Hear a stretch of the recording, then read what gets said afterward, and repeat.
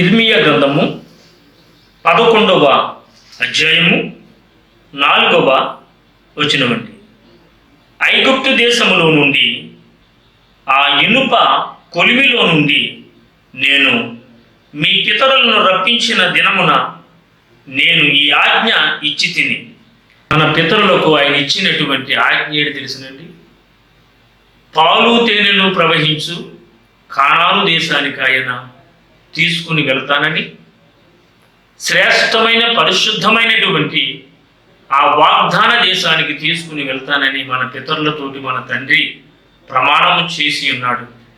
అదే ప్రమాణము ఈరోజు మన జీవితాలలో కూడా నెరవేర్చబడాలంటే మన పితరులకు ఇచ్చినటువంటి ఆజ్ఞను మనం కూడా గైకొని ప్రభువు యొక్క మాట ప్రకారముగా జీవించినట్లయితే ఆ పాలు తేనెలు ప్రవహించు కానాను దేశానికి మనము కూడా చేరడానికి ఆయన అవకాశం ఇచ్చి ఉన్నారు. కనుక ప్రభు మాటకు లోబడండి, ప్రభుతో సహవాసం చేయండి. దేవుడు మిమ్మలను మీ కుటుంబమును ఆశీర్వదించునుగాక. ఆమేన్. అందరికీ వందనాలండి.